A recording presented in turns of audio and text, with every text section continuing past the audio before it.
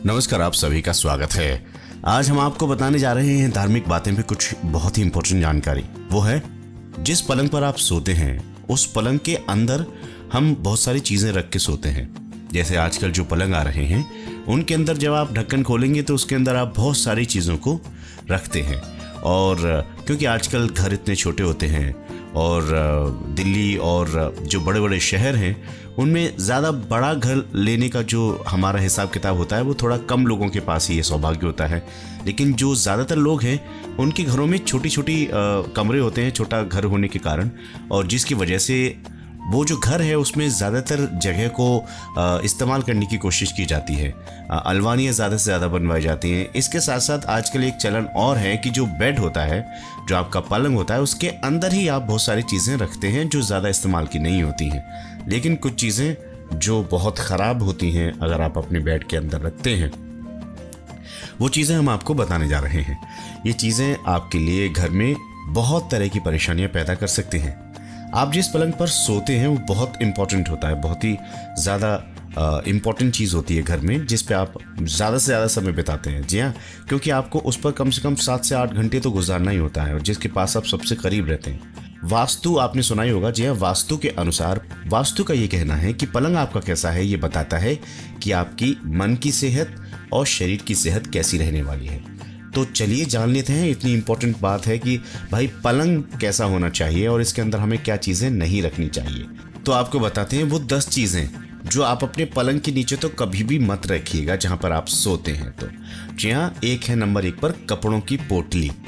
अक्सर ज़्यादातर 90% घरों में ये दिक्कत होती है कि कपड़े कहाँ रखें। ठंड शुरू हो जाती है तो गर्मी वाले कपड़े कहाँ रखने हैं, गर्मी शुरू हो जाती है तो ठंड वाले कपड़े कहाँ रखने हैं। और यही परेशानी से बचने के लिए लोगों का सबसे आसान जगह जो होती है वो होता है बेड। और बेड के अंदर वो कपड़ों की पोटली बनाकर उसमें धुले, बिना धुले, गंदे वंदे कपड़े जैसे भी हों, चाहे धुले हों या ना धुले हों, वो पोटली बनाकर वहाँ पर रख देते हैं।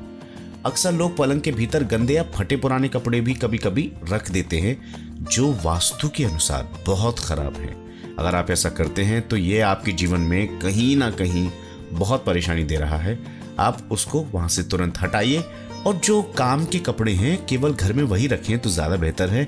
उसके अलावा जो गरीब बच्चे होते हैं या फिर जो कैंप लगते हैं जहाँ पर पुराने कपड़ों को दान कर सकते हैं, वहाँ पर आप दान कर दीजिए। इससे कुछ लोगों की जिनके पास कपड़े नहीं होते उनकी ठंड भी बच जाएगी। लेकिन जब भी आप कपड़े दें तो उनको पूरी तरीके से साफ करके दें, गंगा जल से धो के दें, ताकि आपकी कोई भी एनर्जी उसके साथ लगी ना जाए, क्योंकि उसके बाद वो कपड़े कोई भी पहनेगा। और अगर आप उसे गंगा जल से साफ करके देंगे तो ना ही उसका गलत प्रभाव आपके ऊपर पड़ेगा और ना ही आपका गलत प्रभाव या अच्छा प्रभाव उसके ऊपर पड़ेगा जो इसे भविष्य में पहनने वाला है। दूसरे नंबर की बात करते हैं, वो है इलेक्ट्रॉनिक सामान। इलेक्ट्रॉनिक सामान जब खराब हो जाता है तो उसको हम कभी कभी ऐसे सोचते हैं इसे ठीक करा लेंगे, लेकिन समय ना मिलने के कारण वो घर में कई दिनों तक खराब ही पड़ा रहता है और हम सोचते हैं चलो ठीक करा ही लेंगे। जब भी कबाड़ी वाला आता है, दीपावली की सफाई होती है, तो हम इलेक्ट्रॉनिक सामान को फेंकने की बजाय उसको रख लेते हैं कि चलो कभी तो टाइम मिलेगा उसे ठीक करा लेंगे। लेकिन घर के बंद या खराब पड़े इलेक्ट्रॉनिक सामान को पलंग के भीतर तो आप बिल्कुल भी मत रखिएगा। आप कहीं पे भी रख लीजिएगा, कोई ऐसा एक अलग से कमरा या अलमारी ऐसी बना लीजिए जहां पर इस तरह का सामान रख लें, लेकिन पलंग के अंदर तो टूटा हुआ इलेक्ट्रॉनिक सामान कभी भी ना रखें। इससे दरिद्रता आती है, रात को नींद नहीं आती है और नींद ना आने की वजह से आपकी सेहत खराब हो जाती है। तीसरा नंबर है डबल शीट। जी हाँ, डबल शीट क्या होता है? पलंग के ऊपर कभी ऐसी शीट या गद्दा ना बिछाएं जो 2 भागों में विभाजित होता है, मतलब जिसकी 2 तय बनाई रखी होती हैं। इससे पति पत्नी के बीच मनमुटाव पैदा हो जाता है।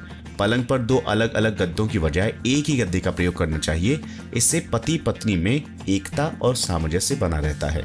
एक गद्दे का इस्तेमाल करें, ऐसा नहीं आपको ज़्यादा मुलायम के चक्कर में उसमें एक और गद्दा आप किसी तरह का डाल रखा है, उनको आप हटाइए और नया गद्दा ले आइएगा। लोहे की वस्तुएं पलंग के अंदर या नीचे, लोहे की कोई भी वस्तु कभी भी नहीं रखनी चाहिए।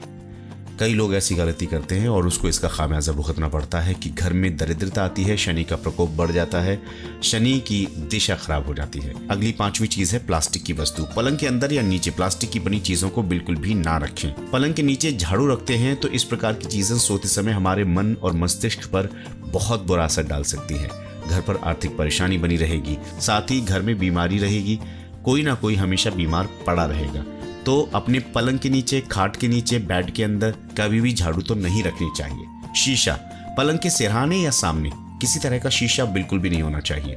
अगर आप बेडरूम में हैं और बेडरूम में अलमारी है या फिर आपका ड्रेसिंग टेबल है, उसमें शीशा लगा रहता है, तो वो जगते ही आपके चेहरा उसमें नहीं दिखना चाहिए। वो इससे क्या होता है कि गृह स्वामी को कई परेशानी हो जाती है मन की, जैसे उसको नींद नहीं आएगी, बेचैनी रहेगी, चिड़चिड़ा रहेगा। जेवर भी हम ज़्यादातर अपने बेड के अंदर रखते हैं। पलंग के अंदर कभी भी सोने की चीज़ें नहीं रखनी चाहिए। चांदी या अन्य धातु के जेवर या गहने कभी भी पलंग के अंदर रखने से आपको परेशानी हो सकती है। जूते चप्पल तो आप सब समझदार हैं कि नहीं रखते होंगे। अपनी खाट के नीचे कभी जूते या चप्पल उतार कर भी नहीं सोना चाहिए। इससे कई प्रकार की परेशानी आ सकती है। नेगेटिव एनर्जी आपके शरीर में घुस सकती है, जिससे आपके विचार दूषित हो सकते हैं। आप गलत चीज़ों में पड़ सकते हैं। अनावश्यक जूते चप्पलों को आप कहीं और फेंक दीजिएगा। जो रोज़ाना क्या पहनने के हैं उनको एक जगह बना लीजिए, वहीं पर आप उन्हें उतारिए। अब बात करते हैं तेल की। ये बहुत इंपॉर्टेंट है। तेल जो है, किसी प्रकार का कोई भी तेल अपने पास रखना नहीं चाहिए सोते समय। अगर आप ऐसा करते हैं तो ये जीवन में कई परेशानियां ला सकता है। कई लोग पलंग पेटी में तेल की कैन रख लेते हैं, जो कि हानिकारक होता है। आप बिल्कुल भी ये ऐसा ना करें। आपको ये वीडियो कैसा लगा ज़रूर बताएं कमेंट सेक्शन में। साथ ही धार्मिक बातें यूट्यूब चैनल को सब्सक्राइब जरूर करें।